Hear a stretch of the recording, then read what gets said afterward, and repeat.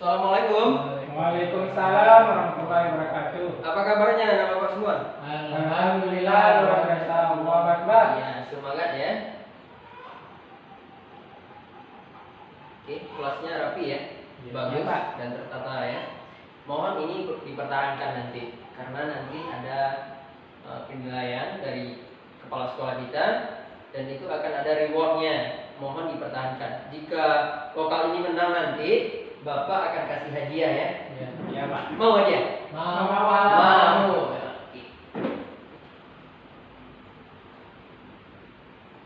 Oke, sebelum memulai pembelajaran, silakan ketua kelas dipimpin doa. Segera berdoa mulai. Bismillahirrahmanirrahim. Oke, di antara anak bapak siapa yang nggak hadir? Hadir semua? Hadir semuanya, Pak. Hadir semua. Oh, lokal ini rajin-rajin ya. Ya, Pak. Mohon dipertahankan. Saling mengingatkan ya kalau nanti ada teman kita yang nggak hadir, mohon diingatkan seperti ini terus. Ya, Pak. Oke, sebelum masuk pembelajaran, Bapak ingin berikan sebuah cerita ya. Moga-moga dengan cerita ini anak Bapak bisa bersemangat untuk belajarnya nanti. Ya, Pak. Ceritanya mengenai suatu ungkapan peribahasa yang disampaikan oleh Presiden Amerika Serikat, presiden pertama kulit hitam, yang dia ini berhasil memecah politik, yaitu politik yang memisahkan antara ras kulit hitam dengan kulit putih. Yang dia berkata begini, belajarlah atau tuntutlah ilmu pendidikan, dengan itu kita semua akan bisa mengguncang dunia. Itulah kata Nelson Mandela. Kalau kita pilih bahasa yang dia gunakan, itu bahasanya sangat luar biasa. Tuntutlah ilmu, karena dengan ilmu kita akan bisa menguncang dunia. Karena apa? Kalau kita pikirkan ya sekarang ya, karena yang marak sekarang itu kejadian atau peristiwa pandemik sekarang ya, atau corona. Dengan corona, dengan ilmu, kayak kita pernah nggak anak bapak lihat virus corona? Tidak ya. Dengan apa kita bisa melihat virus corona? Dengan mikroskop. Mikroskop itu ada atau diciptakan terlebih dahulu. Maka itulah fungsi ilmu. Maka dari itu ketika kita berjuang untuk ilmu, maka akan kita capai bahagia dunia dan akhirat. Oke, semoga anak bapak semangat ya, nanti nggak ada yang loyo dalam pembelajaran. Oke, dalam pembelajaran kali ini, oke, bapak review pembelajaran kali ini. Ardi, Ya, Pak. sama Pak. Silakan. Minggu kemarin kita belajar tentang apa? Kemarin tentang zina dan LGBT, Pak. Zina dan LGBT. LGBT. Ada 2 poin ya. Iya. Zina. Oke. Judul besarnya orang nggak semua masalahnya. Ya, oke. Bapak tanya lagi, zina itu kemarin apa arti? Kalau pengertian kemarin, Pak, yang dibaca tadi malam, Iya, saya tahu arti aja. itu memasukkan alat kelamin dari laki-laki ke alat kelamin perempuan, Pak. Oke, memasukkan kelamin laki-laki ke Kelamin kelamin laki-laki ke perempuan, kelamin perempuan yang bukan mahramnya. mantap. Afan, Ya, Pak. kemarin kita belajar zina. Ya. Sudah disampaikan artinya sama si Arsi. Ya, Pak. Ada pembagiannya. Zina itu terbagi berapa kemarin? 2, Pak. 2. Apa itu? Yang pertama yaitu zina muhsan dan yang kedua yaitu zina ghairu muhsan. Oke, bagus ya. Ada yang tahu muhsan dengan ghairu muhsan itu? Kalau zina muhsan dilakukan oleh seorang yang telah balik dan berakal, Pak. Tunggu dulu ya. Apa tadi, Irfan? Yang dilakukan kalau muhsan yang dilakukan oleh orang yang sudah balik atau berakal. Oke, perbedaannya gini ya, yang lebih gampang memahaminya. Memang sudah agak menuju ke sana. Cuma alangkah lebih baiknya kita dengan bahasa yang gampang ya. Iya, Pak. Muhsan dengan ghairu muhsan itu perbedaannya cukup sangat jelas pada aspek orangnya. Yang satu udah pernah menikah, yang satu belum pernah menikah. Itu ya bedanya ya. Bismillahirrahmanirrahim. Berarti yang satu yang sudah menikah ya Pak? Apa Ardi?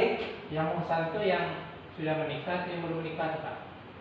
Saya sudah nikah. Oh, yang belum Muhsan yang sudah menikah, ghairu muhsan yang belum menikah. Itu perbedaannya jelas, hukumannya juga beda ya. Kan sudah belajar kemarin ada ya. Iya. Bapaknya marah ya.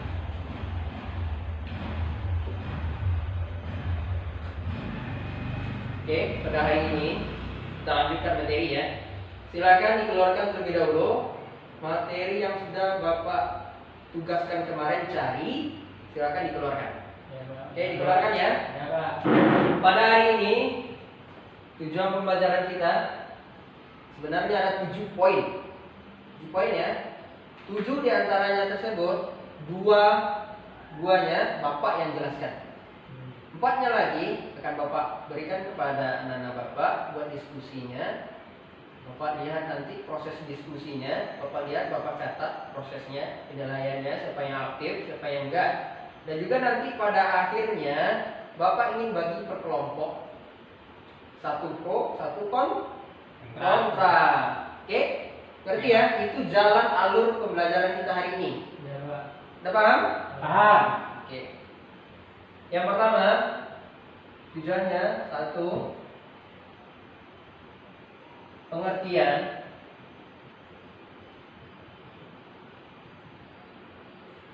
Pengertian apa? Hak,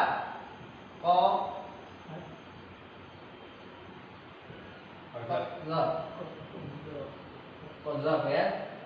Yang kedua, ini pengertian ini nanti ada dua juga bagiannya. Bahasa istilah. Yang kedua, dasar hukumnya.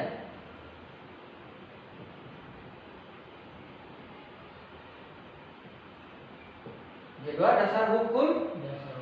Yang ketiga, syarat hak qadhaf.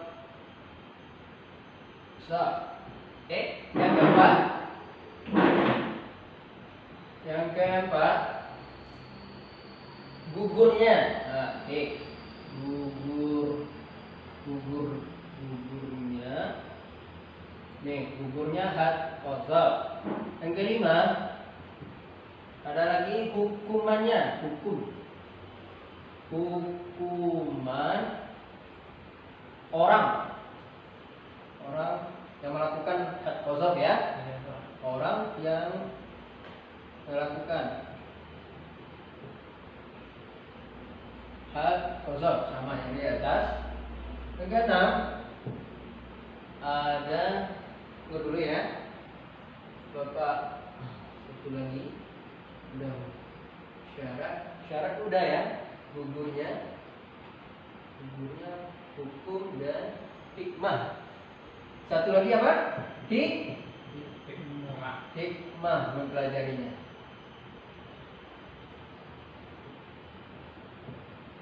Oke. Ada 7 poin yang akan kita pelajari hari ini. 6 ya Pak? Oh iya, Bapak salah hitung ya. Berarti masih fokus ya. Masih. Nah, kita harus gitu. Oke, mumpung hari udah siang, jadi harus tetap semangat agar bisa fokus. Oke. Ada 6 tujuan pembelajaran kita hari ini. Pengertian, dasar hukum, syarat, gugurnya hak qadhaf, hukum orang yang melakukan hak qadhaf, dan hikmah mempelajarinya. 2 poin di atas Bapak yang akan jelaskan. 4 poin yang di bawah ini sesuai dengan instruksi awal tadi. Ini nanti buat kelompok 1. Nah, Bapak jelaskan sekarang biar nanti nggak bertanya lagi ya. Kelompok 1 orangnya Bapak yang nentuin.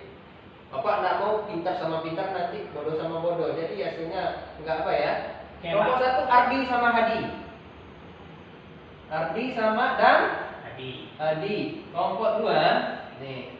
Arfan sama Dikira. Diki. Udah ya, udah Bapak catat kelompoknya. Ya kan? Mulai dari sekarang duduk per kelompok ya. Oke Pak. Oke. Langsung ya. 2 poin di atas Bapak menjelaskan. Udah bisa dihapus ini? Sudah Pak. Sudah ya. Berarti silakan nanti mulai dari sekarang ya silakan duduk. Oke, udah ya, kita duduk per kelompok. Silakan nanti setelah Bapak jelaskan ini langsung diskusi dan Bapak mulai diskusinya. Kita hapus. Kita masuk ke materi lagi ya. Materi pengertian dan dasar hukumnya dalam Al-Quran. Silakan. Dari Udah Pak. saya kita lanjut. Udah Pak. Oke, kita lanjut ya. Poin yang pertama Bapak jelaskan pengertian. Ya, spidol. Habis. Nah, ini ada spidol baru. Pengertian. Pengertian ada 2 ya poin, bahasa dan istilah. Yang pertama bahasa dan istilah. Oke, bahasa. Ada anak Bapak yang tahu pengertian menurut bahasa? Hudud gitu? Hai. Hat qazab.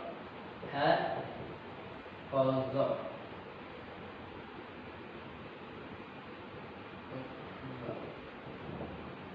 Menurut bahasa ada 2 bahasa ya, hudud dan had.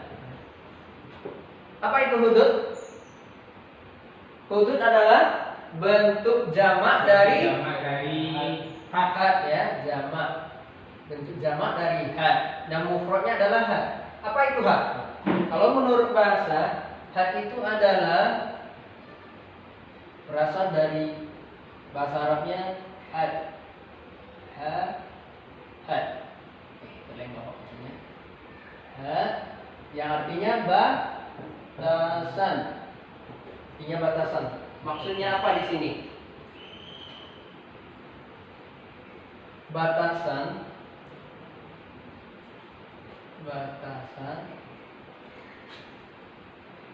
yang ditetapkan Allah dan yang diamanatkannya.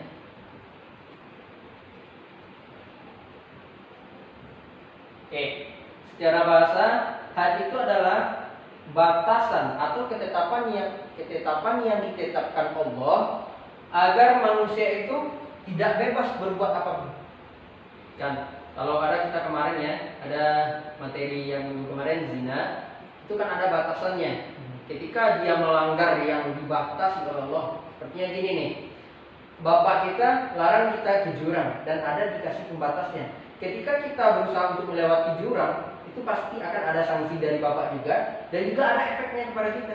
Juga begitu dengan Allah Subhanahu wa taala ya. Ketika kita dilarang mendekati zina minggu kemarin, itu ketika kita lakukan maka ada hukumannya buat kita. Hukumannya apa?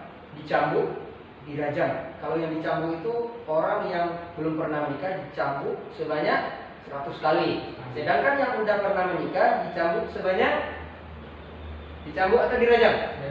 Dirajam sampai mati. Sampai mati.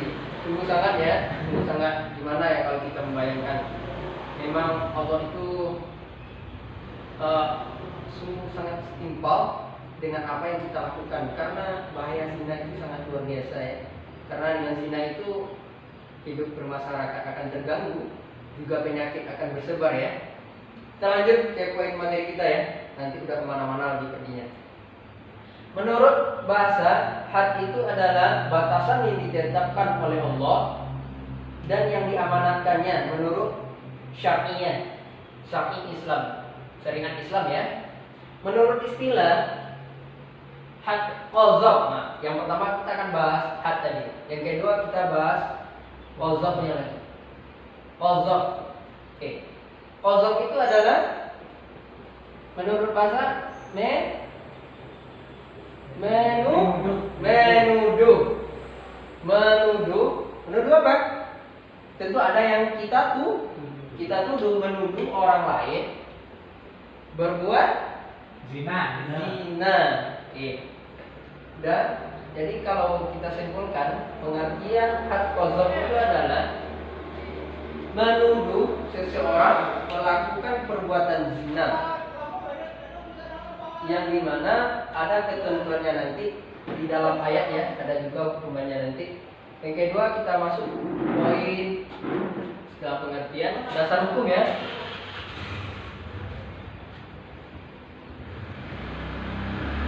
Silakan anak bapak buka Al-Qur'annya surat An-Nur ayat 4. Surat An-Nur itu ya.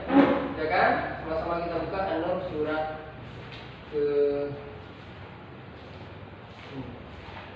ke-24. An-Nur surat ke-24 ayat 4.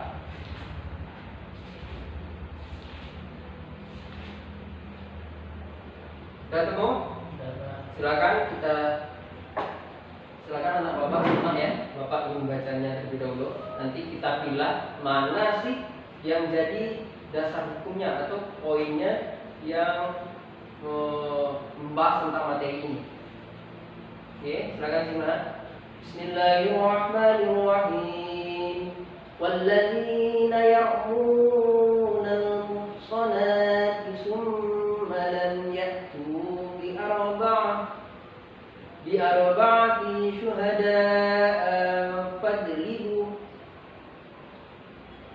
syuhada'a fajliduhum samanina jaldah wala taqbalu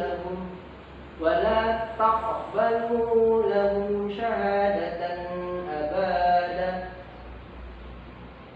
wa ulaika humul fasiqun. Silakan anak bapak lihat. Walladzina, dan orang-orang yang menuduh, muhsanati. Ada ketemu lafaz muhsanati, yang menuduh, summa lam ya'tu bi arba, yang menuduh wanita baik-baik melakukan perbuatan zina, bi arba'ati, dan tidak bisa mendatangkan 4 orang saksi. Dan tidak bisa mendatangkan 4 orang saksi, yang dimana katanya syuhada ya. Syuhada di sana maksudnya bukan syuhada, tapi syuhada yang maksudnya adalah syuhada saksi ya. Fajlidu wa hum syamaniyan, maka deralah mereka sebanyak 80 kali derahan, atau kita putus sebanyak 80 kali ya. Oke, berarti udah jelas ya dasar hukumnya surat An-Nur ayat 4. Yang di sana dijelaskan orang yang menuduh perempuan baik-baik melakukan perbuatan zina itu didera sebanyak 80 kali ya. 80 kali ketika dia tidak mampu mendatangkan 4 orang saksi. Kalau dia berhasil mendatangkan 4 orang saksi, dia tidak akan dikenakan hukum, tetapi si pezina inilah yang akan dihukum. Oke? Berarti udah 2 yang Bapak jelaskan. Silakan nanti kita lanjutkan dengan diskusi kelompok. Yang poin tadi udah bisa Bapak hapus ya? Ya, silakan. Diskusi kelompoknya dilanjutkan.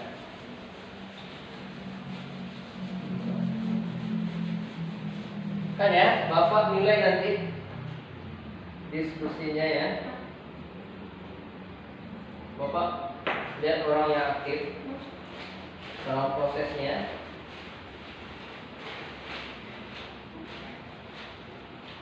Kita harus sama-sama berpartisipasi ya.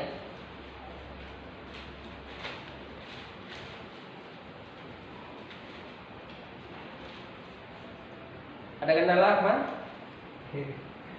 Ada kendala? Tidak. Ardi? Ada kendala Ardi? Tidak, Pak. Tidak. Silakan lanjutkan. Bapak kasih waktu 5 menit lagi sebelum disampaikan hasil presentasinya ya, hasil diskusinya. Penyampaiannya silakan secara garis besar aja nanti. Nanti Bapak yang akan coba untuk mengulasnya lagi ya.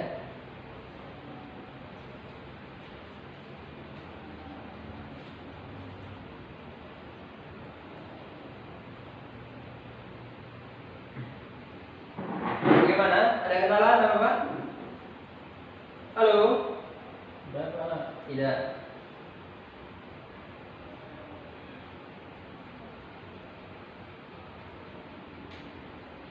Hasil diskusinya dicatat ya dan disampaikan di depan.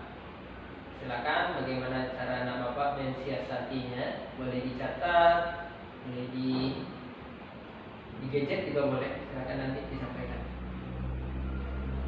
Ada yang udah siap? Ardi? Kalau Ardi udah siap? Sudah, Pak. Sudah, silakan tampilkan Ardi. Ayo Ardi, akan sampaikan.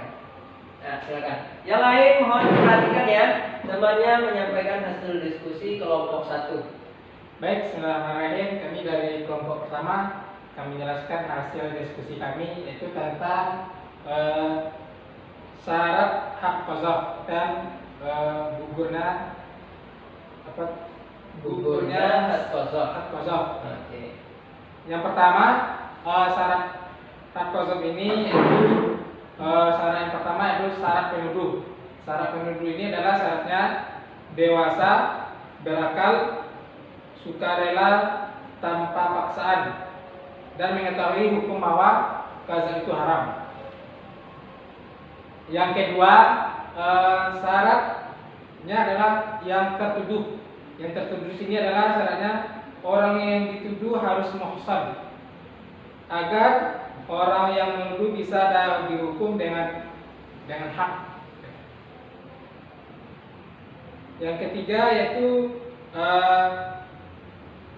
sigot qazaf terbagi menjadi 2, yaitu jelas dan sindiran.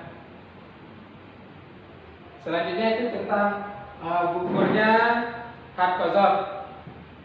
Yang pertama, korban bisa memaafkan atau tidak menuntut terhadap yang dituduh. Yang kedua, gugurnya hak qazaf ini perlu menghadirkan bukti 4 orang saksi. Jadi gugurnya hak qazaf ini ketika dia bisa menghadirkan 4 orang saksi. Yang ketiga, yang gugurnya hak qazaf ini adalah para saksi menarik kesaksian mereka. Yang keempat, untuk suami hak qazaf gugur dengan liangan. Nah, itu. Sekian dari kelompok kami atas diskusi kami yang telah kami sampaikan. Terima kasih. Assalamualaikum warahmatullahi wabarakatuh. Waalaikumsalam warahmatullahi wabarakatuh. Hapus ya, kita ucapkan kepada kelompok 1 yang telah menyampaikan hasil diskusinya. Silakan kita lanjutkan terlebih dahulu ke kelompok 2. Nanti kita bedah ya apa yang telah disampaikan kelompok 1, di mana kekurangannya atau yang sudah benar kita kasih nanti penghargaan dulu ya. Oke, Pak. Lanjut kelompok 2, silakan. Oh, Afan ya yang tampil. Afan. Baik, assalamualaikum warahmatullahi wabarakatuh. Waalaikumsalam warahmatullahi wabarakatuh. Kami dari kelompok 2 akan menyampaikan hasil diskusi kami. Kelompok 2. Pak. Lanjut.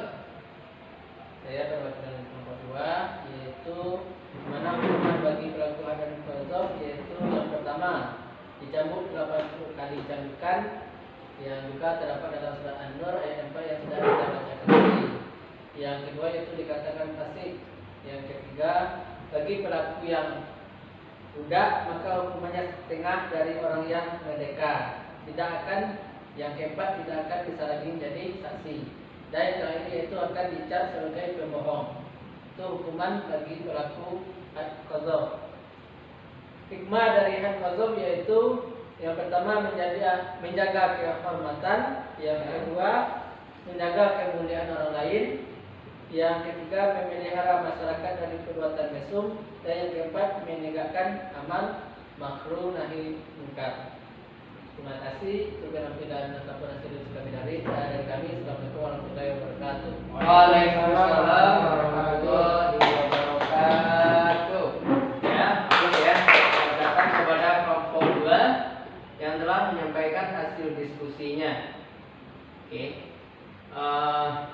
Telah disampaikan, berarti kelompok 1 otomatis mendengarkan penyampaian kelompok 2 ya. Jadi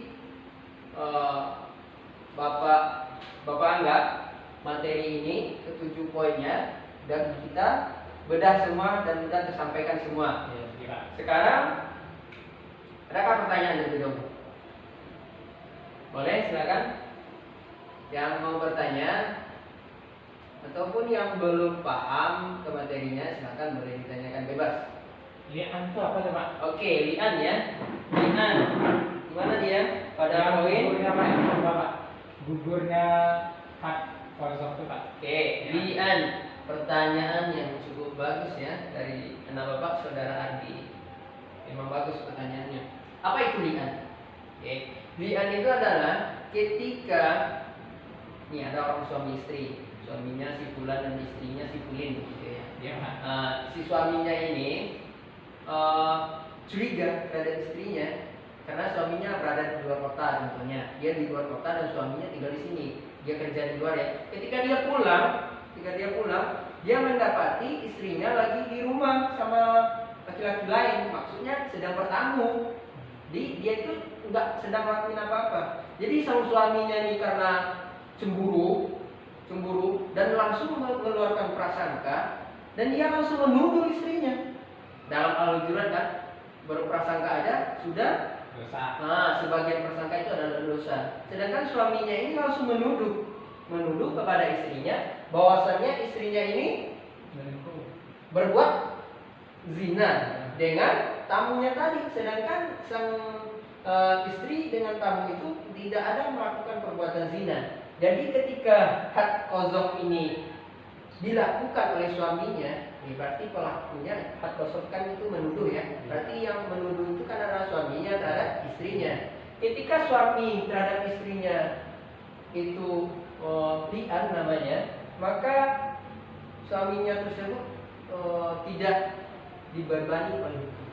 Maksudnya ketika nanti kan kalau orang lain yang melakukan, orang lain itu tetap dipukul ya. Tapi kalau sang suami ingin kembali lagi, dia nggak dipukul.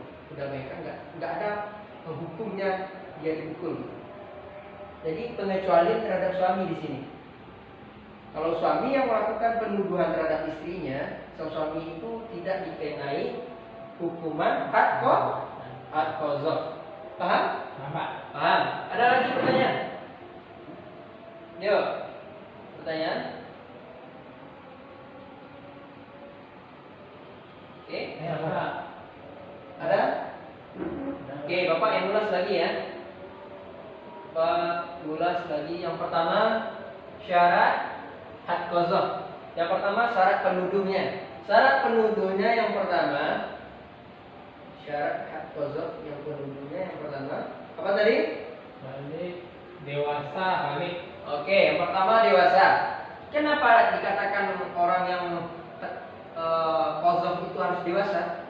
Karena tuduhan anak-anak itu belum tentu benar atau betul, karena dia belum bisa membedakan.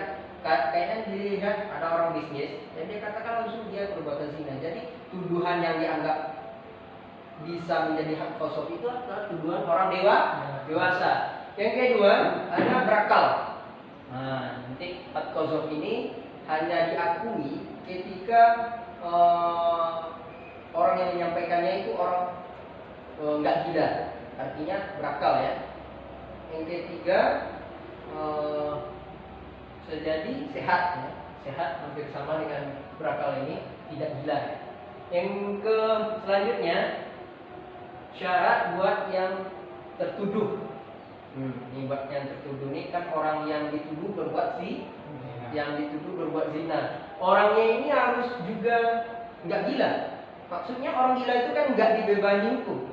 Jadi mau dituduh atau nggak dituduhnya dia berbuat zina, dia tetap akan nggak kena hukum Islam atau hukum qadzaf ini. Nah, itu syarat yang pertama ya.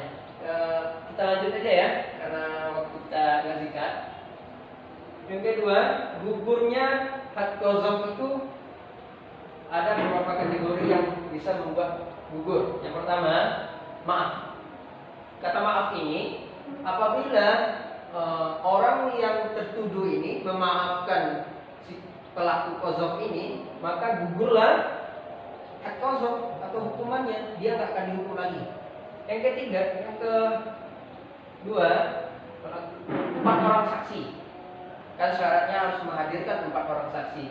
Ketika si pelaku qadzaf ini tidak bisa menghadirkan 4 orang saksi, ketiga ya, 3 orang yang bisa dihadirkan, berarti gugurlah qadzaf ini atau tuduhannya tidak bisa berlaku. Kita lanjutkan. Yang ketiga, menarik tuduhannya. Nah, nih, jadi karena ada itu ya, karena dia ragu awalnya, jadi dia menarik tuduhannya, dan juga karena rasa iba atau bagaimana. Oke, kita lanjut yang ke pembahasan tadi buat yang kelompok 2. Kelompok 2 pembahasannya tadi hukuman ya, hukuman bagi orang yang melakukan qadzaf.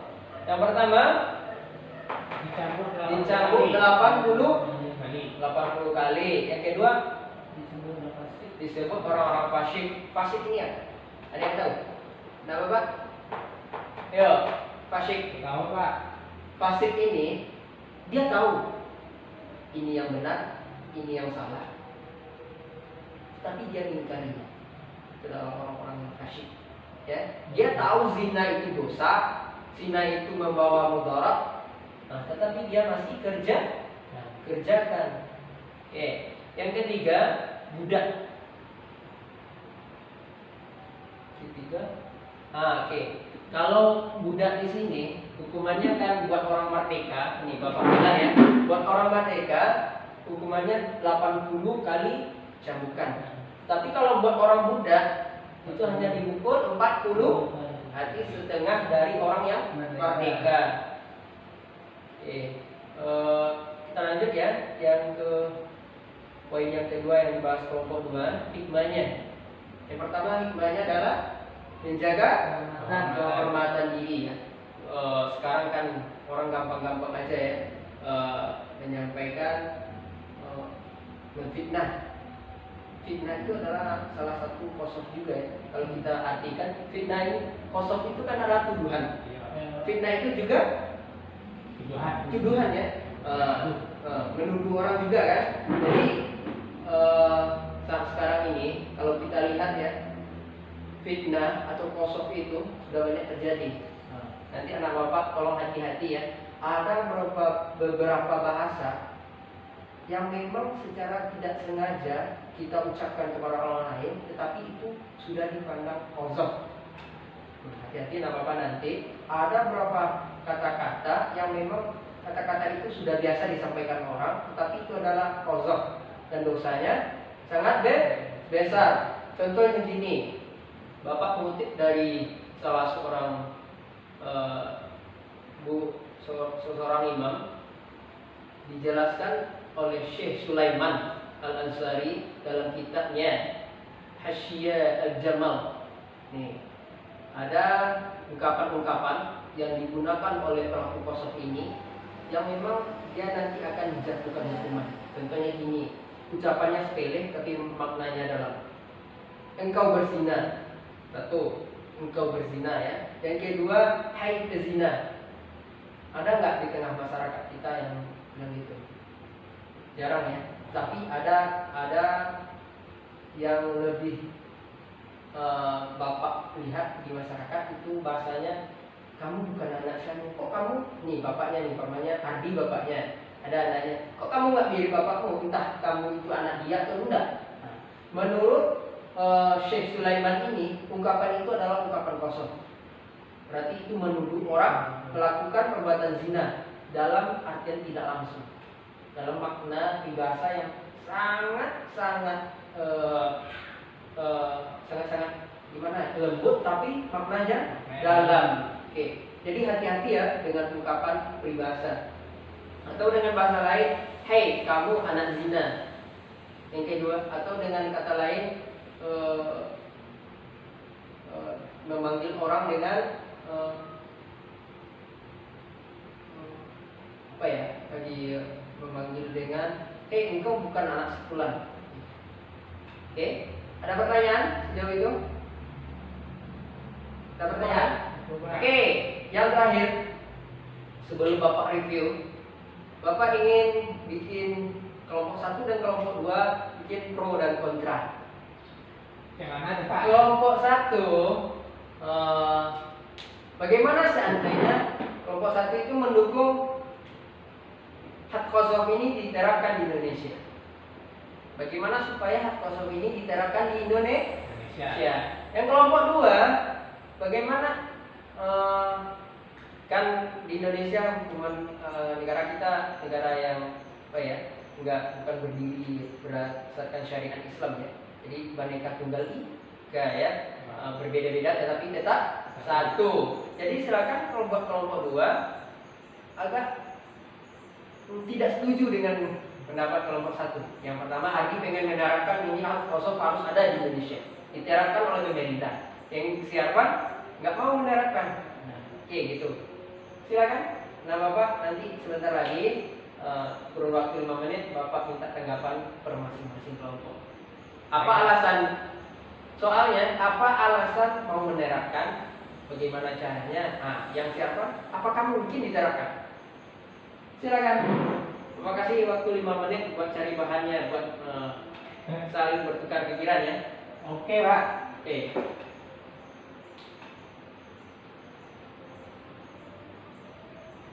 Apakah mungkin hak kosong itu diterapkan di Indonesia?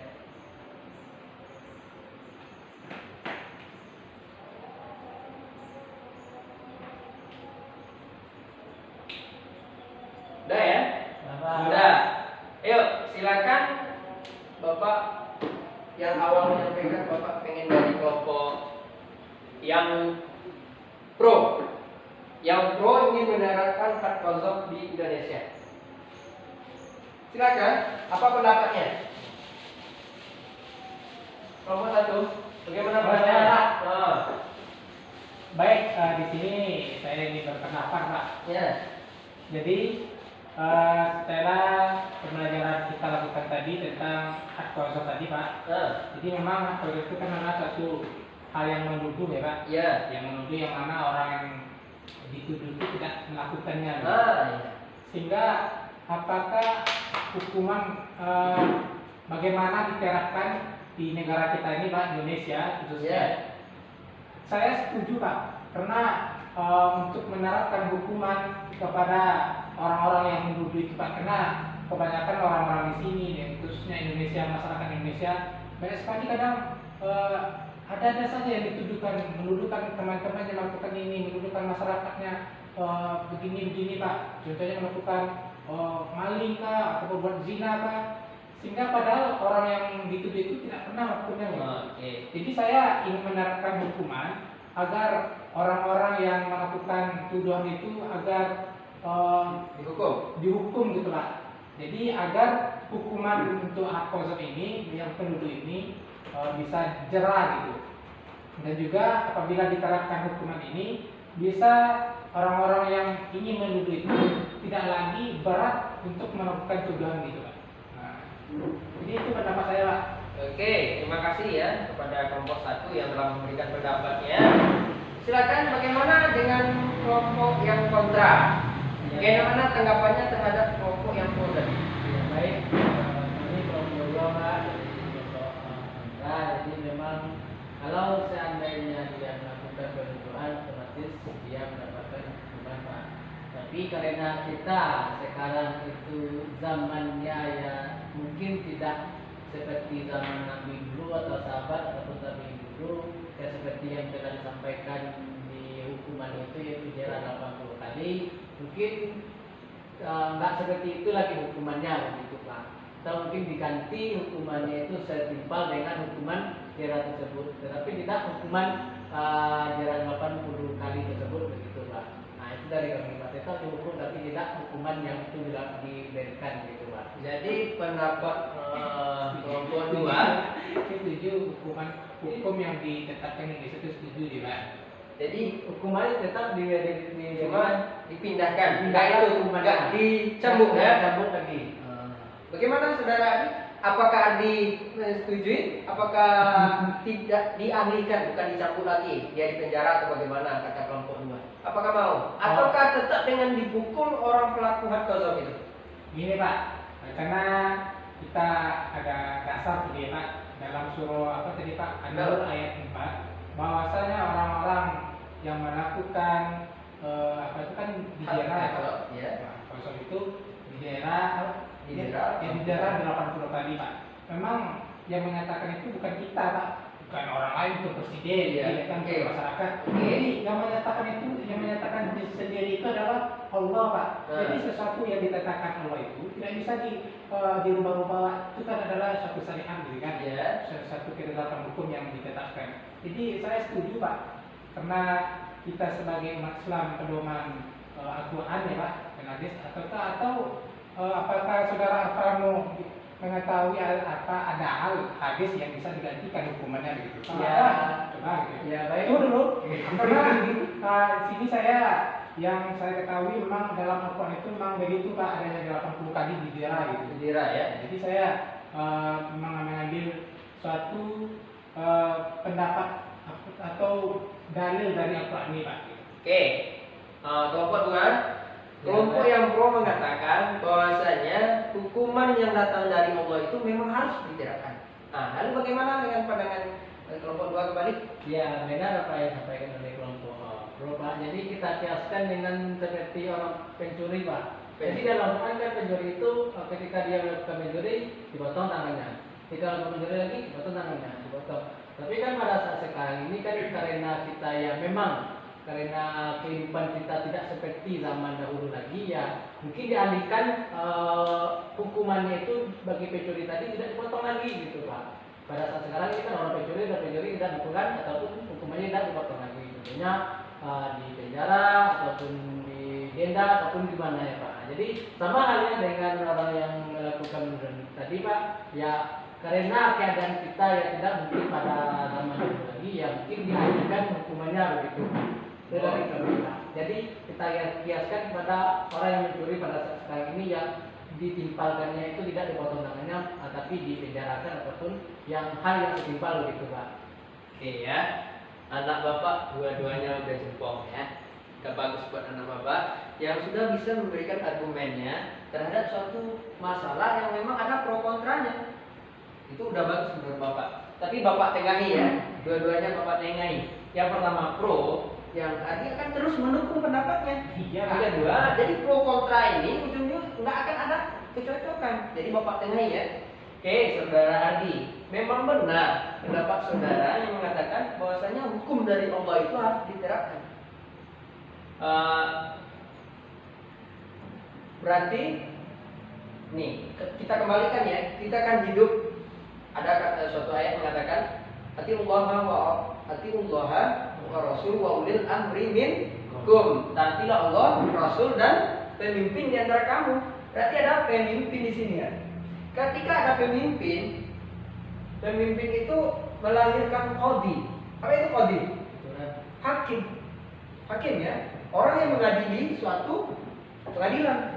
Jadi ketika jerah ini dipandang dalam tatanan hukum Islam, karena negara itu bukan berdiri berdasarkan syariat Islam, jadi tidak, Islam itu, agama kita itu enggak harus memaksakan kehendak agar bisa menerapkan apa yang ada dalam agamanya. Jadi kita boleh berbeda pendapat, tapi jangan jadikan perbedaan itu menjadi suatu permusuhan dan membuat perpecahan. Oke adik, sudah dipahami? Ya, karena kita hidup di Indonesia ya, kita memang ya, Bapak sendiri memang setuju agar diterapkan hukum daerah ini kepada pelaku hak kosong. Karena memang ketika diterapkan hukum kosong ini, orang itu akan jerah. Benar, pendapat saudara Ari tadi akan jerah dan juga akan menjaga martabat orang lain. Cobalah saudara Ardi bayangkan nanti ketika kita diberikan fitnah sama orang lain, kita dituduh fitnah, di mana letak wajah kita ini di hadapan masyarakat umum. Ya kita akan malu di pandang orang, buat keramaian aja kita nggak akan berani. Pasti begitu kan? Iya. Oke. Kita lanjut yang kedua, saudara Arfan ya. Alasannya karena kita itu tidak lagi hidup di dalam zaman yang berbeda. Ketika seandainya memang di zaman Nabi memang bisa diterapkan ya, Pak, itu pendapatnya sangat bagus. Memang bagus itu pendapatnya, karena kalau sekarang ya, kalau kita lihat negara kita berdirinya dari Pancasila ya, dari Pancasila Bhinneka Tunggal Ika, dari latar belakang yang berbeda. Jadi memang ya nggak mungkin hukum Islam itu harus diterapkan semuanya, dan memang harus dicari jalan tengahnya. Jalan tengahnya apa? Itu namanya takzir. Takzir. Ada istilah baru, takzir. Takzir itu dilakukan oleh qadhi, sang hakim. Nah, jadi ketika hukum syariat Islam tidak bisa diterapkan karena kita hidup di dalam yang berbeda-beda, itu diberikan kekuasaannya kepada qadhi. Silakan qadhi tersebut menghakimi sesuai dengan perbuatan yang dia lakukan. Kan ada sekarang ya berupa penjara atau dimasukkan ke lembaga permasyarakatan ya, atau dimasukkan ke itu lembaga apa namanya, di rehabilitas ya, atau diberi pendidikan lagi. Nah, itu adalah salah satu jawabannya. Ada pertanyaan lagi? Tidak, Pak. Tidak. Oke. Sudah bisa dihapus? Tidak. Selanjutnya evaluasi. Bapak kan dari awal udah bilang ya ada kuis nanti, Bapak ingin memberikan pertanyaan. Silakan. Anak Bapak, siapa yang bisa menjawab angkat tangannya? Oke. Ya, Bapak ingin bertanya. Ya. Silakan, dengarkan baik-baik. Ya.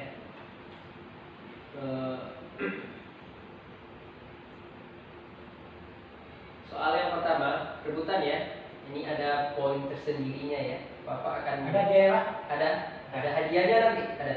Oke, poin tersendiri. Soalnya jelaskan pengertian hak qadha secara istilah. Pak, Silakan, Ardi. hak qadha secara istilah adalah suatu ketetapan, Pak. Apa tadi, Pak? Hak qadha ya, Pak? Ya. Mau. Ya, berarti nanti Bapak Ardi mohon lagi ya ditingkatkan fokusnya ketika Bapak menjelaskan. Iya, Pak. Silakan Arfan bisa menjawab.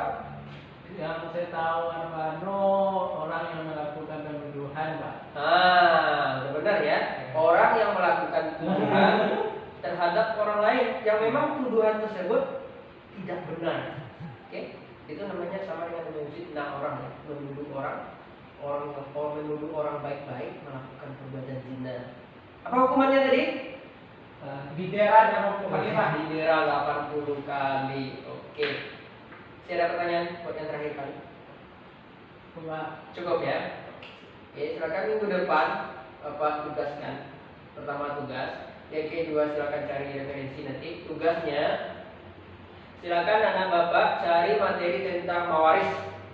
Pengertian mawaris. Dicatat ya, pengertian mawaris, dasar mawaris dan pembagian mawaris. Silakan nanti di tulis ayatnya dan terjemahnya. Yang kedua, buat cari referensi ya, silakan cari referensi dimanapun ya. Yang penting terkait sumbernya. Oke? Karena waktu kita telah habis, kita tutup pembelajaran dengan hamdalah. Alhamdulillahirabbil alamin. Oke, perbanyak maaf. Bapak sudah dengan assalamualaikum warahmatullahi wabarakatuh. Waalaikumsalam.